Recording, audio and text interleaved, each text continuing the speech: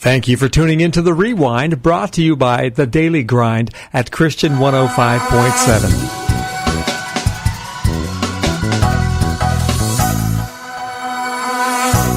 Mr. William Rinehart is here, and he's with Fayetteville Tech with the lineman program there. Welcome, Mr. Rinehart. Thank you. And by the way, they call me Rhino as a nickname. Rhino, I can do that. It feels weird, but I'll do it. Rhino, William Rhino Rinehart. Well, welcome, and thank you for taking the time to stop by today. I know in the world of education, it probably doesn't stop. It's kind of like radio. Somebody always needs to learn something, and we feel like we got to say something. So thank you for taking time to join us today. Tell us a little about your background. How did you get involved, first of all, as a lineman? I'm assuming you're a former lineman. To be able to teach, you have to have known at some point. Oh, yeah. I used to work for American Electric Power up in Ohio, and I worked there for 38 years. And part of the job up there was also being a trainer. So I worked at the lineman school there a little bit, training some of the guys how to do underground network training and overhead lineman work. So at Fayetteville Tech, or FTCC as most people refer to it, how long ago did they start having a lineman program to teach people? And when we talk about linemen, we're talking about electrical linemen, people who go out and those guys you see after a storm or after somebody whacks into a pole at the end of your street, the guys that go out there and do those repairs and who do everyday things there as well to keep us in power. How did you get from being a lineman to being involved at school? Well, I retired from Ohio in 2006, and I decided I was tired of the weather. So I said, I'm moving south, honey, So we went down, and like you said, I found a job here at Fayetteville Tech. There was a need for something, so I just fell into it.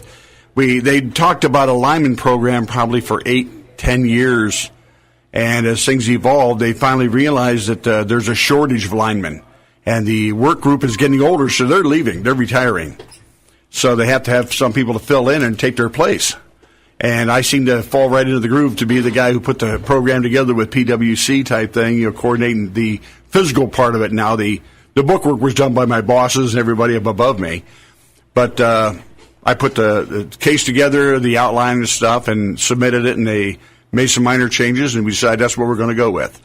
Now, I see here in the local, anyway, or in the Fayetteville area, it's pretty closely connected to public utilities, PWC, here locally. Is right. that the common in all communities, or is that just a great connection that we have here? That's a good connection you have here. That's what they call a municipal power company. A lot of the other areas have something like Duke Power, where they take care of all the towns, the counties, and everything else, whereas some cities, major cities, would have their own power facility of some type. Now, some may not generate it. They may buy it from like Duke Power or another, or CL or whatever power company they buy it from, and then resell it to the customers. But they maintain all the lines, and everything's just the same as a regular big power company, but it's just municipal. That's all. When we see a lineman out there working, and typically, like after a storm, a hurricane, a tornado, a big ice storm, we see a lot more. We see people coming from out of state that come in to help as well. How long does it take somebody to train just to do the basics and to get into a job like that? To do the basics, to do a real good job is what we call a groundman level. You're probably talking 6 months to a year to really get involved and know how things go together, what the guy on the pole needs next, or what to take care of, before it goes up the pole, type deal. Well, how long is the lineman course itself, the one that you're involved with at Fayetteville Tech? Well, the one we have now is going to be 12 weeks long, so we're trying to jam a lot of that training into those 12 weeks to get these guys ready. And when they graduate, they're not going to give them a bucket truck and say, here you go, kid, go fix it. They're going to put them on a crew and train them the way that company does it, because every company has their own standards. And they may use some different equipment than we've showed them, and they have to learn that too. One of the things we see here from our perch anyway is that in this modern society, there are a lot fewer people who desire to work with their hands, and certainly who desire to get out in the heat and work with their hands, and certainly even fewer who desire to get out in a storm in the heat and work with their hands. Do you see that as a problem with what you do? I mean, does that feed in, or do you see a strong interest in line work and the trades in general? Well, what I see is mostly the guys are interested in the money. They want to get a high-paying job where they don't have to exert themselves a whole lot, whereas this is going to be the opposite. They'll make a lot of money, but you're going to have to get out there, and you have to be smart enough to be mechanically minded, how things go together. So the IT stuff doesn't really work well unless you're working in the office doing switching and stuff like that. If you're out there, you're going to have to use your hands, use tools, stuff like that. And plus, you have to be physically fit. I mean, I was going to say, the linemen that I know, if they weren't physically fit going in, they sure are in just a couple months because they got to climb them poles. Definitely do. And say some of the equipment is very heavy also, so you can't just weigh 80 pounds because sometimes the cross arms weigh 70 pounds. Oh, wow. Or the insulators weigh 70 or 80 pounds. You got to shove that thing to a guy in a bucket or on a rope and pull it up to the top of a 40 or 50-foot pole. So in your course, are you meeting many or any ex-military guys, people who maybe did that in the military or maybe were transitioning and heard about a course like this and thought, I can do that? Well, so far I probably run into maybe 2 military guys or former military.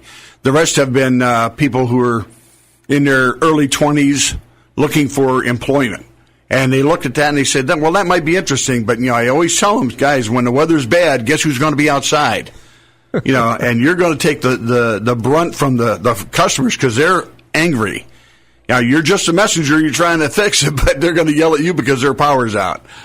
Something that happens here, when we see, typically it's in a post-storm environment, where we see lots of people coming in. We're those people who are encouraging our listeners to, hey, pray for these guys. They're out there, they're trying to take care of you. We're trying to get people to simmer down just a little bit so that they won't give you guys as much of the brunt of their emotions in those days when they're trying to deal with not having power. Well, a lot of the thing is there's so few people that do this. I mean, let's say PWC is an example. They're here in town. They're not going to have 100 people sitting around waiting for a storm. Mm-hmm. So to keep people busy, they keep this crews down to a certain amount of people. Let's say 12, 18 people that do this work. And there's enough to keep them busy during the day doing new construction and maintenance and stuff. But when a storm hits, this is why you see guys coming from out of town. Because those people may not have gotten the storm, but they can come down here and help. And that's what's nice about this job. No matter where you go, it's pretty much the same thing. You got a pole, you got an insulator, you tie the wire to the insulator, and that's it. Now, one of the things we know that you teach over there is actually pole climbing. You teach people how to scale a pole and to take the equipment up with them to do what they have to do and get back down. What about like on Murkison Road in Fayetteville? They are replacing all the wooden poles with these metal. I think they're metal poles. How does it work? Do you have to have a cherry picker for those, or what do the linemen do in those cases if they have to work up there? Well, the reason they're doing the steel poles, the way I understand it, is all their what they call high line. Their high voltage stuff that goes from substation to substation. They're replacing those poles with steel poles. Okay, and what they have to use on those are either bucket trucks, or some poles actually come with steps welded to them that you can put the steps in and use those. But most companies don't encourage using that. They'd rather have you just use a bucket truck. So you decide you want to be a lineman. What prerequisites are there to enroll for a course like that? Well, really, you have to have a little bit of math background. I know nobody likes to hear that, but you have to be able to do some common adding, subtracting, multiply, divide. And there's a little bit of trig involved, especially when you're going to hold a strain or something. You have to put down guys in or anchors or something to hold the strain of the wire. And it has to be done at a certain angle. Most of the stuff is already done for you by the engineer who lays out the work order and gives it to you. So you really don't have to get into it. But sometimes you got to learn how to do this in your mind so you know what to expect. Also, physically fit. The way I run the course, and I do run the course, I'm the only instructor. It's a proficiency thing. You have to be proficient in what you do. There's hardly any written test, whatever. It's like I will tell you, here's a work order. I need you to do this, set that, hang this on here, go up, and your friend will be your groundman. And the next time we do it, they'll trade places. So the guy who climbed last time will be on the ground, and he'll have to learn that part of it, setting stuff up to the guy on the pole. So here locally, what's employability like? When they graduate the course, are they sought after at that time, or is it just like anybody else? Best of luck. No, we've had other companies come out. We've coordinated with like PwC, Carolina Power. We've talked with South River, and there's some contracting outfits we've talked to also. The last class that graduated, 4 of them went to PwC. I mean, they graduated on Thursday, and Monday they were working. And the rest of them, as far as I understand, went to Carolina Power. And they're either working substations or transmission or distribution stuff. So do you have students that go through the course, and after they get in, they get interested, they think, I want to be an electrician, and maybe move on to a job as an electrician from there? Or do you think the majority of them just go into line work somewhere? I think they go into line work because the electrician, even though you're working with the same product, it's a whole different work environment. I mean, you're using different equipment and stuff. You're used to working lower voltage. I'm trying to show them how to work everything up to like 69,000 volts, whereas your electrician may work up to 480 volts. Okay. One thing I love about FTCC is that if there is interest in a program or something that they don't actually have yet, you can actually go to the Career Development Center and request that. And that's probably how this course got started. You were saying they had talked about it for a while, and then maybe some years, and then they had some interest, and that's what started what used to be the 8-week course. Right. And now that they've had so many people come through the program, now it's a 12-week course to match the other courses that have come out of other colleges and universities. So that I think is really neat about FTCC, is that when there's interest, they'll make something for you. Well, one thing, I work with continuing education, so we're not a 2-year associate degree program. We're continuing ed. We're teaching you how to do something, whether it be basket weaving, pottery making, guitar playing, whatever. And like you said, we will put a program together for you. If you need a special need for your company, and they say, okay, well, how many people do you have? And you have to have a minimum of 6 people. Usually we like 10, 12, something like that. It makes it more fun having more people. But we'll put a program together for you, deciding on what your guidelines are, what you want them to come out with. So I see, when I looked at this online, they referred to it as a Lineworker basic training course. Is there a continuing ed beyond this course? Is there something that's advanced in this as well? No, we have nothing right now. But like I said, when they get done with this course, they go to a company, and that company will train them. Okay. On what they want. And our company, like AEP, when I worked there, we had like 4 different levels. And you had to go to each level by a period of time as you were in each grade of lineman. Well, Mr. Rinehart, thank you so much. Or Rhino, I'm just going to call you Rhino. I feel okay with doing that now.